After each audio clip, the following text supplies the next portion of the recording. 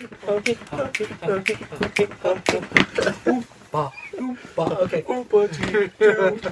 I've got a fuzz to show to you. Hey guys, welcome to the AB Tone Show. I'm Adam. I'm Bryan. It's been a minute. Yeah, many. Or minutes. A lot of minutes. We're sorry guys, we're back. It's been a while, we are back, and we're glad to be back. On today's show, we've got a tour of Plethora Tone Studios here in Nashville, Tennessee. We also have a brand new Rotosound Fuzz. Vintage inspired, classic sounding, classic looking. Matched germanium circuits, hand-picked. Amazing. Stay tuned because at the end of this, we're going to give you our B-roll that has us playing lots of different vintage fuzz pedals. Including a Maestro fuzz. We've also got an original Big Muff from... Russian. Russian tall font. Yeah, we got a Bruno fuzz. Ibanez also used those in the early and late 70s. And then we've also got a really strange... What was it? A cry color? Yeah, muff fuzz. Yeah, it's amazing. Yeah, very cool pedal. We also have a bunch of stuff from Planet Waves that they have sent us to show you guys, so we're going to show you that. And last but not least, we have an in-depth interview with session ace and LA studio legend Steve Watson. Well, let's not keep them waiting. Let's do it. Here we go.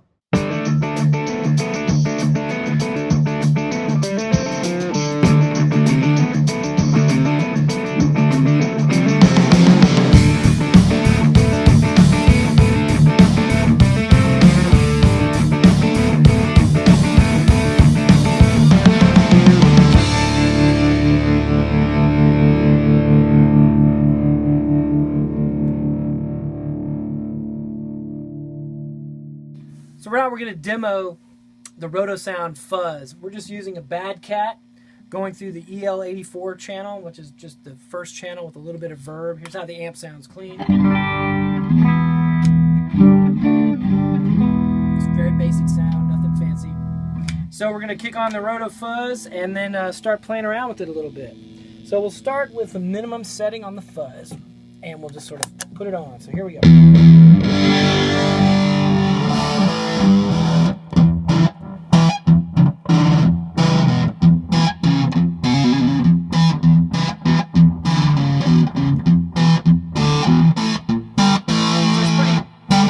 Really hear that germanium sound out of it. Now let's go ahead and boost it up to about halfway.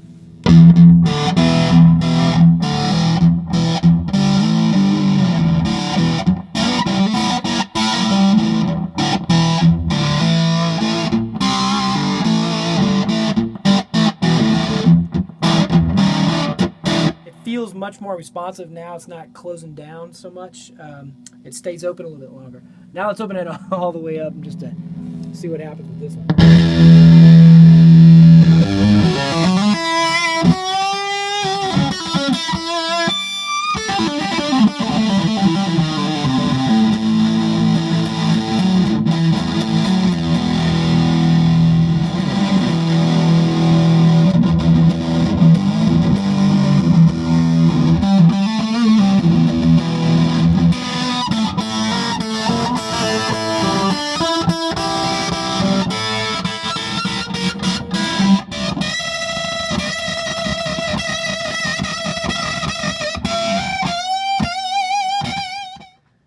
So a couple of things to keep in mind about this Rotosound Fuzz. They are hand-wired and built in England, and they have a very limited run because of the hand matching of the germanium transistors inside. This one was serial number 1034, and it was on loan to us from Jason Howe, who owns Rotosound. He's kind enough to let us borrow it to bring you this demo. So one thing about the fuzz that you'll notice is it's rather large footprint, but the other thing is that there's no outlet for any type of AC power. It's all battery. And that was actually a big part of the early fuzz sound from the late 60s all the way through the late 70s. So what I've done is I've taken off the back 3 screws so we can just slide in and look at the guts of this. There's 2 parameters that you can adjust on this fuzz pedal. One is the gain adjust, which you can tweak manually. And the other one is the bias adjust. And this is what's really going to give you a different response feeling from the germanium transistors that are inside it. So I've kind of tweaked it to my liking, but the way that it comes from the factory is great. It doesn't quite have as much gain as what you're going to hear, but it still sounds really, really good. So I like to max out the gain if I can, and then that way roll my volume back on the guitar, whatever guitar I'm using, and then I know how much I've got to play with, so I can take it to 11. This is the original size of the Rotosound Fuzzes. So they were this big, they did take up this much footprint, and Jason was explaining to us that when he went back to do these, he wanted to be as true to form as possible. So he had to find a company to actually stamp out these metal plates just like this. So you have this is one big sheet of metal, and then this is one big sheet of metal. The nice thing about this, as Bryan was saying earlier, is you do have access, kind of like the wah-wahs that we're all used to. You can unscrew these and get to your battery panel much, much easier. But that is the reason for the size of the box. Great true to form thing here, like little history come to life. So I really like this fuzz pedal. I think it's definitely one of my favorite fuzz pedals that I've ever actually played. And I would very musical. It was, and for those of you who followed us through our previous episodes, I might even say that this is a close to the Park Fuzz. Oh, the Park Fuzz? What? Yeah.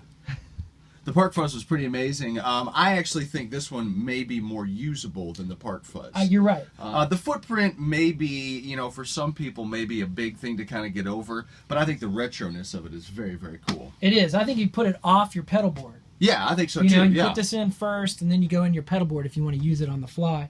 But one of the things that's really great about this, even though it's labeled treble, is it's really a mid sweep, and it goes up way into the treble category. But if you max it out on the treble side, it sounds like an angry hornet's nest of just... Yeah. AM radio, think AM radio way sweeped out and everything, yeah. But when you get it down to the end, this is kind of where I think the sweet spot is, in this lower play, say from 7 o'clock to 9 o'clock on the dial.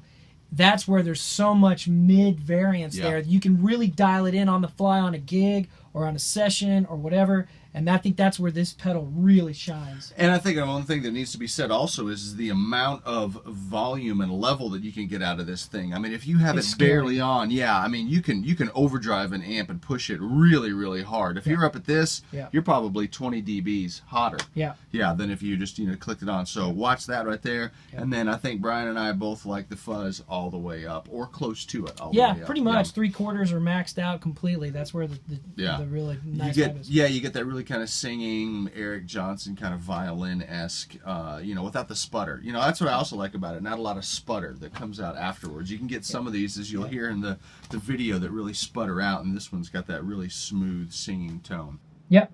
If you want the sputter, you can certainly dial it in, because on the back you can adjust the gain and the input. So highly recommend this pedal. It's great fuzz. Great fuzz.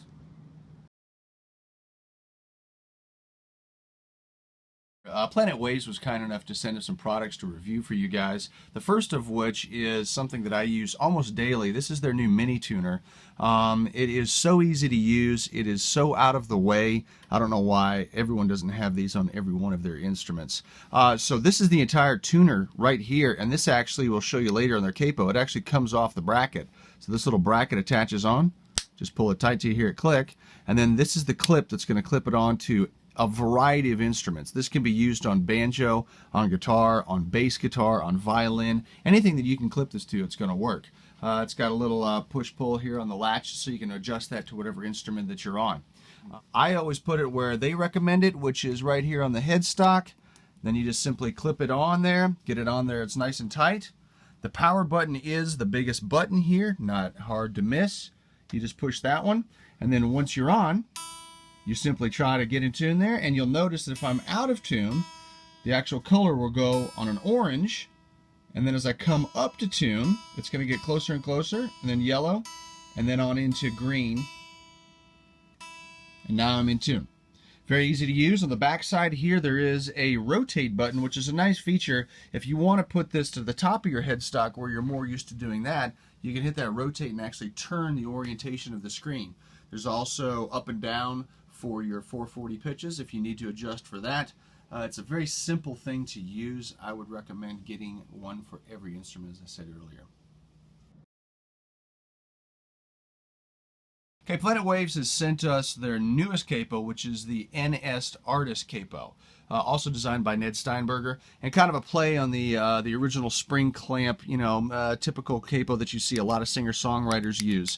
The problem with those capos is that the spring mechanism really causes the guitar to go out of tune, so Ned designed this so it's easier to use. It fits on the guitar just like a normal clamp capo would, except that you have this little screw right here that attaches to the spring, and you can adjust the tension as to how much you're putting on the frets so you don't knock the guitar out of tune. I think that's a really nice touch by him.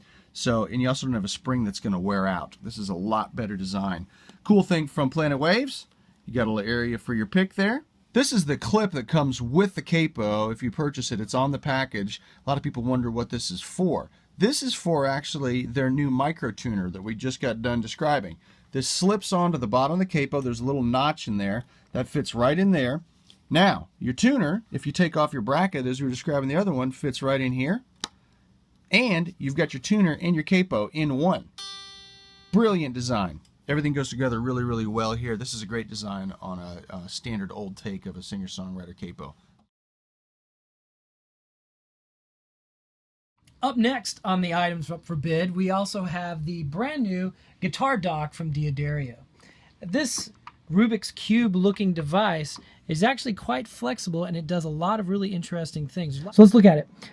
What we have is a retractable neck holder, okay, which is great.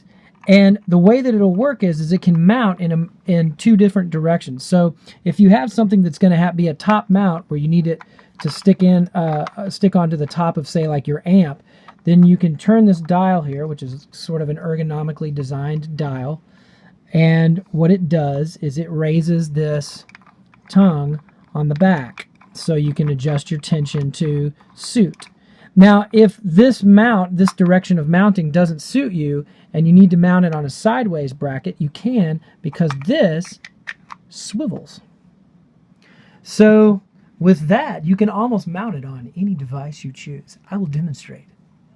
So we're going to take it out. We're going to deploy our neck stand, and because we're going to orient our docking on a vertical type of surface, we are going to twist this to the side, put it close by, tighten to suit, and then we can take guitar of choice and put it inside. There's these two little flaps that can help hold. They actually offer some resistance, so they spring back, so the guitar is not going to go anywhere. And depending upon what it's on, your guitar is pretty much rock solid. It's not going to fall out. So it's actually quite a nice little device. And then to pull it out, very simple. So super handy little device when you need a guitar stand. One word of caution. This is not the type of guitar stand that you're going to do this with and let it hang on there. Why? Because this is not meant to be a hanging guitar stand, and that's going to fall on you. So don't use this in high places and think that your guitar is going to be held up by the headstock, because you will lose whatever instrument is inside this. Bad, bad, bad news.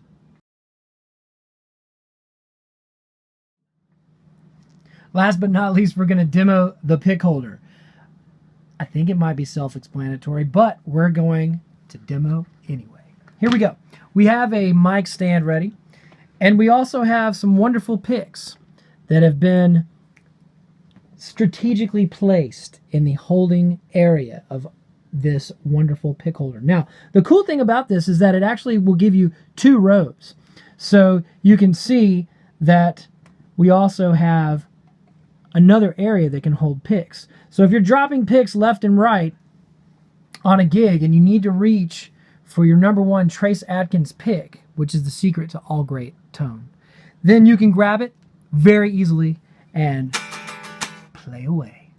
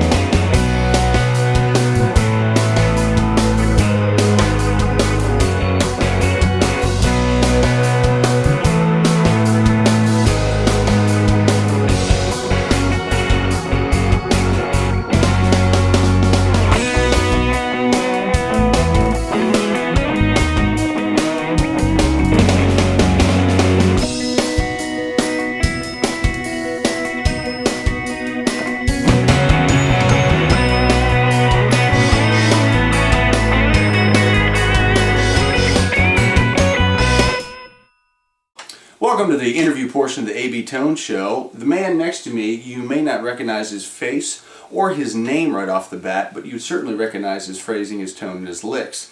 If you watched TV in the 80s, then you heard Mr. Steve If they were Watson. alive. If they were alive. Or if you're watching it as syndication, then you would have heard Mr. Yeah. Steve Watson. Steve Watson, welcome to the show. Thank you for having me. Yeah, Steve is a graduate of the Miami School of Music, and then after the Miami School of Music went to Los Angeles, where he started playing out there for a gentleman named Mike Post. And Mike Post did most of the TV stuff in the 80s. He did a lot. Magnum He sure P.I., did. Hill Street Blues, Simon & Simon, the A-Team. Yeah.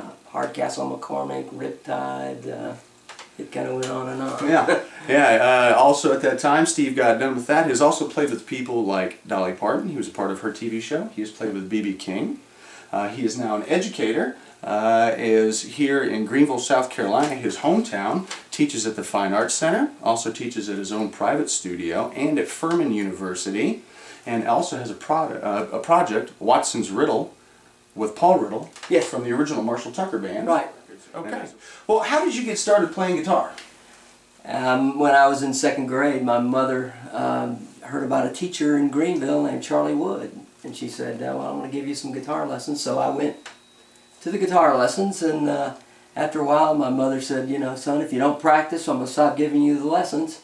And I enjoyed it so much, so I actually started practicing. And I wanted to take the lessons again. And, you know, I took lessons from Charlie all through my junior and high school years.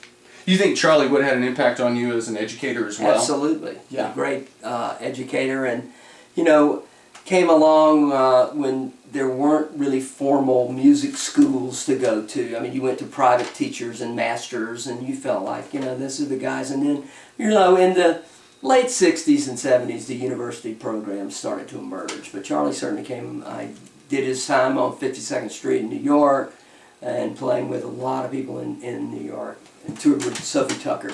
And during that time, the 52nd Street, you got to see Bird and Coltrane. Yeah, he was there with all those Bird and cats. Art Tatum Yeah. and Dizzy and Train and the whole thing. It was amazing. Yeah, and up until just a little while ago, was still teaching. Absolutely. Yeah. He's retired now. Yeah, And enjoying an himself. amazing teacher, amazing teacher. Well, you went to the University of Miami for your master's degree. Yes. Okay, and you met some people down there, and that's how you got to L.A. And what was the impetus of going to L.A.? Well, it was, you know, I met Bruce Hornsby there, and we became friends. And so, I mean, to me, it was a choice out of Miami of going to New York or going to Los Angeles. And because I was good friends with Bruce, I mean, we just met by being in classes and jamming in the Foster Building little practice rooms. And then we put a couple of bands together down there where we played the Steak and Ale, or we played this and that. You know, we did those kinds of gigs. And so Bruce left, and I stayed on after I got my master's and taught for a year. So Bruce left and started working on his original material. And after a year, he talked me into moving up to Williamsburg and joining the band. And from that point, it was more about being in the pop rock scene than the jazz scene. And so there, for me, it was one choice, and that was L.A. That's where it was happening. Yeah. And so that's what took me there instead of New York. Okay. And my wife is very glad that happened. In LA instead of New York. Exactly. Yeah. Much better weather out there. Yeah. Yeah. And then so you got out there. At that time, a lot of people that are watching this show may not understand at that time who was out there recording. I mean, of course it was you, but you had people like Larry Carlton. Oh yeah. John Goo. Yeah. Steve Lukather. Yeah, people like this were doing the sessions every day. Yeah. I got really lucky because when I was playing with Hornsby in the Tidewater, Virginia area, we were playing in a Steak and Ale with the original band. Actually playing original material, but we would play some, you know, dinner stuff just to yawn and play that. But we had to, and so the Doobie Brothers were playing across the street, and that What a Fool Believe had just hit big time. Yeah. They just they were touring, and the person who booked us in that area also booked the concerts at Hampton Coliseum. So she said, you know, would you mind if I brought Mike McDonald and Jeff Baxter over tonight after their gig? And we were like, well, yeah, we would mind. We wouldn't want them to come. But we're like, holy crap, please come. You know, of course. Yeah. So we're playing that night, and all of a sudden we see at the door, oh my, there's Skunk and Mike, and we were like, ah. So we did a set of our original material. And Mike really, McDonald really liked it, and of course Skunk said, come to L.A., we'll get high and make a record. And that was the order of importance.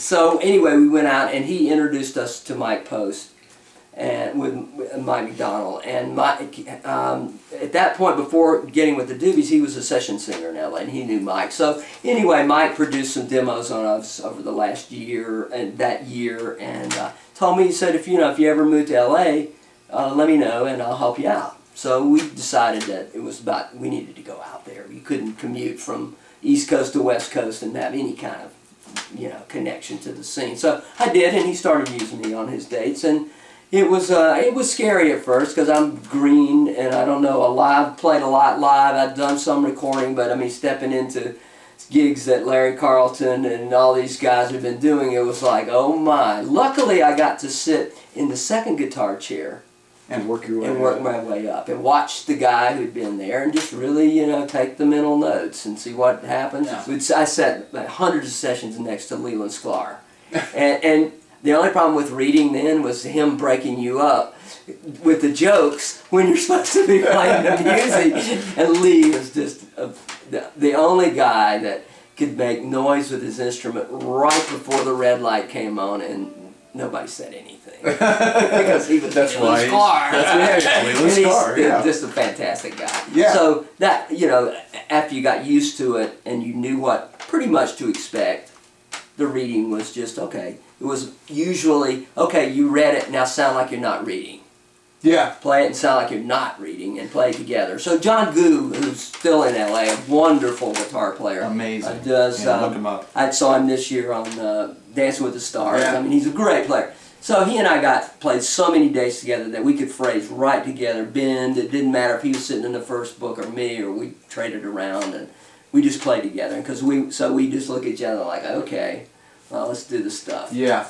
And at that point, they used two guitar players all the time. Take us through a typical day of if you were getting up and let's say you had maybe a triple that day. Okay. If you're doing a 3, what would it look like, Well, you probably maybe show up on the Warner Brothers lot for a 9 o'clock. And your gear was there. Back then we were using the large refrigerators and that Bradshaw rigs, yep, which had all the different amps. And it was just a matter of you could change sounds really fast and preset them. And so with that kind of film scoring stuff, you couldn't tweak your amp a whole lot when you had 2/8 notes to change the sound. You had to have it all preset. So that was really the reason for doing that. So you showed up, all your gear was set up, and I used Andy Brower at that point, which a lot of guys did as their cartage service. And the music was there, and you might show up 15 to 20 minutes early, look at the book, just turn through it and make sure it wasn't anything. If you saw something that might throw you, you should give you enough time to go through it, make sure you can understand, okay, yeah, I see what that is. And then, you would burn through this date of, let's say it's a Magnum PI, and you do it, you have 50 minutes to 10 minutes off. And you made sure you drank a little coffee because you had to be on your toes. And, this was the kind of thing, it was all business, so there wasn't anybody showing up loaded. Yeah. It was all business. Yeah. If you were out. I mean, it's just that quick. It's just, so you do that, 9 to 12. There's a 2 o'clock, might be across town. They'd pick up your gear and take it somewhere else. Do the same thing. And then usually night times were a record date, or it could be a jingle. Okay. They're going to take you over and do some jingles over here. Okay. Okay. Yeah. Well, and the entire time you've always been an educator, so you go over to SC. So you're doing stuff. I had a friend of mine that I went to the University of Miami with, Paul LaRose, who was teaching at University of Southern California, and the fellow there that had the program was Duke Miller, and Duke Miller goes way back in Southern California guitar history. He was a session player in the 50s and knew everybody, and he had inherited the program when I can't think of the guy's name right now, but anyway, he had some health problems, and so Duke stepped in, and he had Lee Ritenour teaching there with him, and so Duke had some health problems, and so Paul called me and he said, would you be interested in coming down and helping us out while Duke is away for, medical reasons? I said, sure. Yeah, I'd only been in town about a year. I'm going, paycheck. Yeah, exactly. Everything Yeah. you can do. So, Yeah. so I went down and started teaching, and they liked it. So when Duke came back, they kept me on. And I was kind of the session guy who was liaison to, the recording community. Yeah, well, did you see the writing on the wall in LA for the studio scene, or was it a family matter that made you kind of leave all this? I think it was both. Okay. I think, things were great, everything was going along. My work did not really suffer, but I saw a lot of other people begin to fall by the wayside. Not from their musical skills, simply because of MIDI. Yeah. And the use of keyboards. Yeah. And so this is like 88, 89. You started to see where there used to be huge bands or, the orchestra's there. Now it's like 5 or 10 strings, 4 keyboard players, one guitar player, bass and drums. Yeah. Now it used to be, so you go, And then it was, hey, could you come over to my house and do this date? And it was simply because they didn't want to pay the union, health and welfare. It was a great scene because you had all your benefits, all the health and welfare. It was all, and then they were, can I pay? Basically, they're saying, can I pay you off the card? Yeah. Can I pay you off the just card? Pay you cash. Yeah. And then, but he was a writer, and you said yes. Yeah. And you did it. So you started to see all this happening, and then there's as the bands continue to shrink, now it's guitar, bass, drums, and 4 keyboard players, and no strings and horns, and they need a saxophone player. You got to have a saxophone player. Yep. You can't sample a guitar solo. Yep. You got to have that. But yep. Then it's like no bass player. They got the keyboard. So it was just on and on. It was like, and a lot of people were getting really scared. Like, oh man, what are we gonna do? What's happening? It was maybe a little bit of a knee-jerk reaction from everybody, but it was enough to scare me going. Yeah. Okay, so you get here to Greenville and you partner with Charlie Wood, so no longer it's Watson Wood music. That's right. We start a whole new thing, and I get a call from someone, and they said, would you be interested in teaching? It's the same kind of thing. It's would you be interested in teaching at the Fine Arts Center? So I said, well, I remember the Fine Arts Center. My brother went to the Fine Arts Center in their first couple years. And so I go over and interview, and there's a gentleman there, and he said, Dr. Fleur wants to see you and meet with you. That's your dad. Yeah. That's Adam's dad. And I'm thinking, Dr. Fleur, and I have all kinds of different pictures in my mind what Dr. Fleur is going to look like. And so Doctor, we talk, and then, of course, your dad's a great guy, and we get along well in the interview, and of course he asked me to pull out my guitar. So I just pull out a Strat, no amp, and play him a couple of chord melodies and everything. And your dad always gets a kick out of that. He's like, and I asked him to pull out his guitar and play. It still does. It still gets a kick out of it. We laugh about that. But that's been a great relationship and a great school, one of the best schools in the country. Well, and that's what I was going to say, really that Steve is in charge of the jazz program over there in terms of the theory as well as the performance aspect of it in terms of guitar performance and trio and all that kind of thing, and it is one of the finest. It is. Undergrad. I would even call, it's rivals freshman and sophomore college level programs. There was always probably that yearning, because I took lessons from you, yearning to play out live, because you would still do stuff around here and play. So what was the impetus for Watson's Riddle? Deciding that, I'd moved back here, and I was doing some sessions, not that many, teaching all the time, doing little clubs and a few restaurant gigs here and there, and I didn't want to do that anymore. I wanted to make a record of my music, and to do it and play concerts. Well, that's great. We've got some questions for you. Okay. Okay, so 5 favorite guitar players, living or dead, of all time? Wes Montgomery. Yeah, it's the first man you made me transcribe, so he's my man.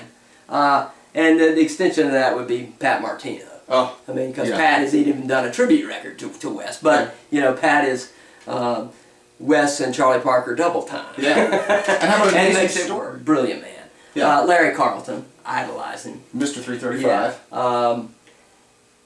Jay Graydon, I love Jay Graydon. Those two guys. I mean, Jay was an amazing guitar player. His dad had a television show in the 50s in L.A. It's like an interview kind of guy. I don't remember his first name. Such a Graydon television show. You can Google it. It's really cool. But Jay came up in the Hollywood scene. And then most people would not expect me to say this, but David Gilmour. And what I'm noticing in all of those is melodic lyrical players. Yeah, that's what I like. I mean, I like a good melody. I'm not a shredder, and that's not my thing. I think You can do it. Yeah, probably not that well. But I wouldn't take a date if they called me and said, we're going to shred on those solos. Yeah, call Adam. But I mean, I think it's you know, it's a melody, and all the music that I really like, and all those players, there's always, they have something to say, and it's an idea. And one idea feeds the next. Yeah, we talk about it a lot of times, Bryan and I talk about it a lot of times, but if you can sing a solo, it's much more than if you can just hear thousands of notes. Yeah, it is, and so I love a great melody. I mean, some of my favorite music of all time is Stax R&B. Oh, yeah. Stax R&B and the Motown. Motown, but the Stax R&B and it's just killer. Yeah. I can listen to it all day. Well, speaking of that, I'll listen to it all day. If you only had to choose one guitar and one amp, what would you take? If you just had to be, not even sessions, if you just had to play for the rest of your life and it was like, okay, I got this guitar and this amp. Okay. Well, it would be a toss-up amp-wise. I would take my Paul Revere Stage 3 Deluxe Reverb, which is just a modified hybrid blackface deluxe that's got all these extra little things. So if you want to, on the island and nobody else was there and you wanted to turn it up, it wouldn't disturb them, but it would sound killer. They'd find you. They'd find you if you're lost. Yeah. And I would either take my Tom Anderson Holity Classic Telly style or my Tom Anderson Bulldog, which is a great Les Paul. Let me give you that. All right. On a completely different note, what is the craziest gig that you've ever done? This one might not be the craziest, but it was the scariest. I like that. We have to start a new segment of this. So the scariest gig. So we get a call as a normal group of guys that work together to do a session for a fellow that we worked for quite a bit. But it was all of a sudden it was in a studio way up in Glendale, way up in the mountains, which we'd never go up there. So we go up and we get there and we realize as we're starting to work that we are recording the music for the Tropicana Hotel show in Vegas, but the difference was the musicians union was on strike in Vegas. So they were trying to record the music so they could still have the show without real musicians in Vegas.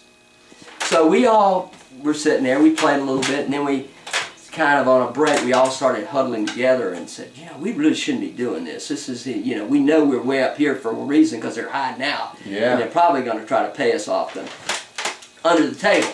So we said, we went into the booth and said, look, Rob, that's the guy that hired us, we're really not comfortable with this. We'd rather not do it. And three gentlemen in dark suits emerged from the other side of the studio and let us know in no uncertain terms that we were there, and yes, we would record this music. And if you're thinking about calling anybody or leaving, I would suggest that you think twice. They said, now, if you'd like more money, we really have no problem with that. We'll get you more money. And we said, well, how about double? No problem. He said, tell you what, you keep working.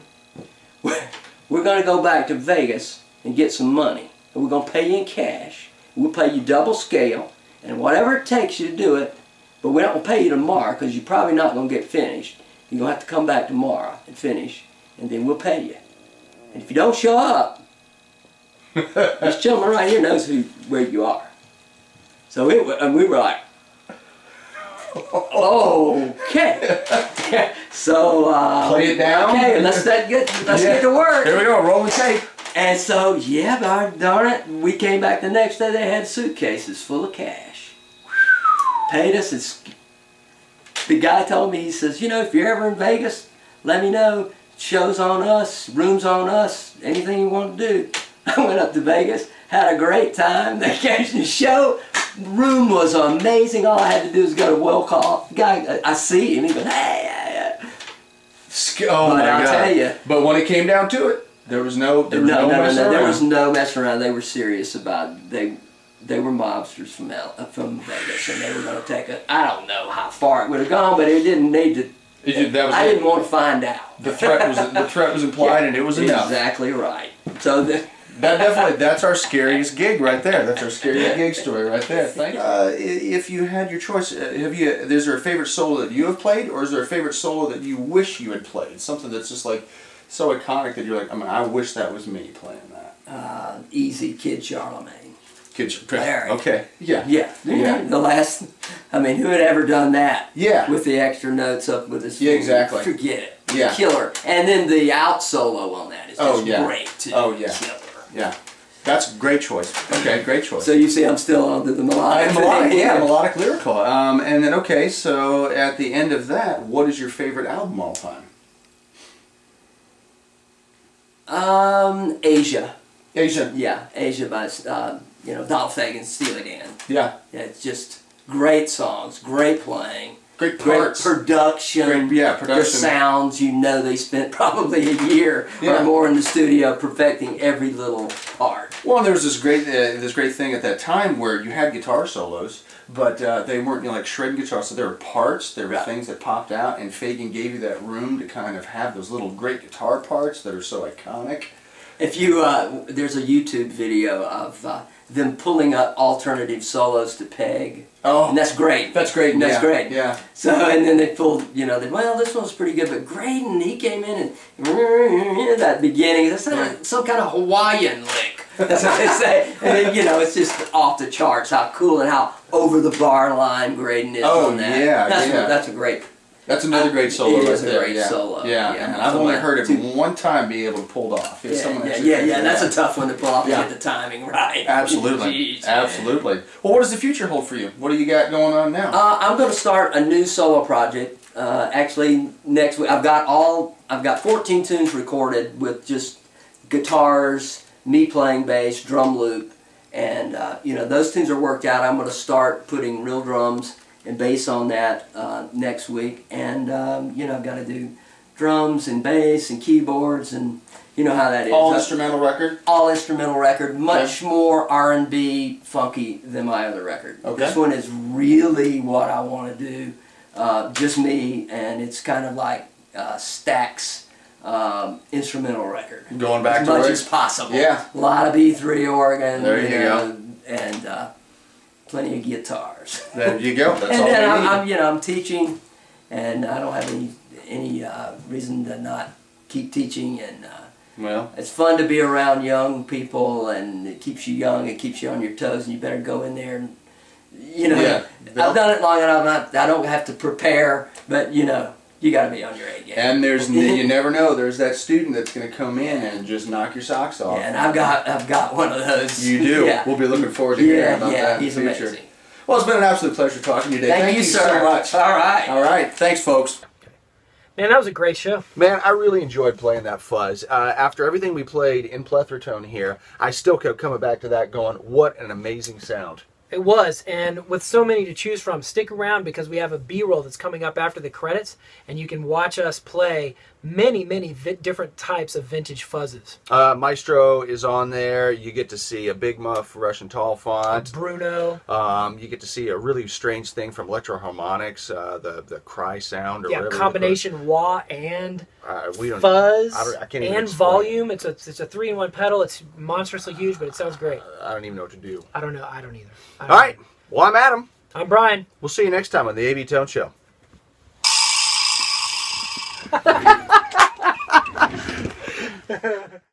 Okay.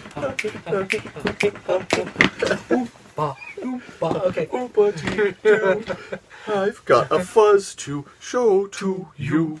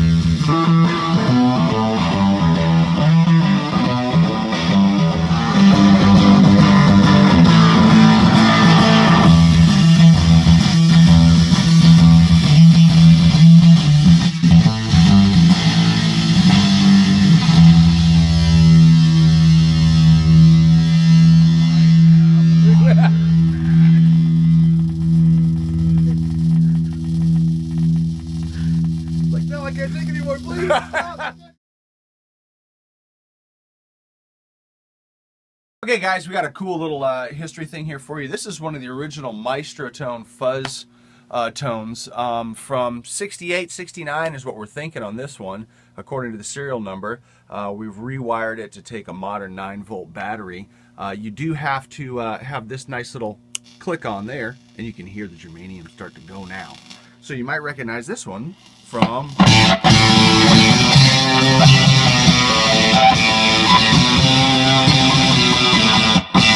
And what's also kind of interesting though is that you're actually plugged in, your guitar Yes. is plugged in to the fuzz via a set cable length.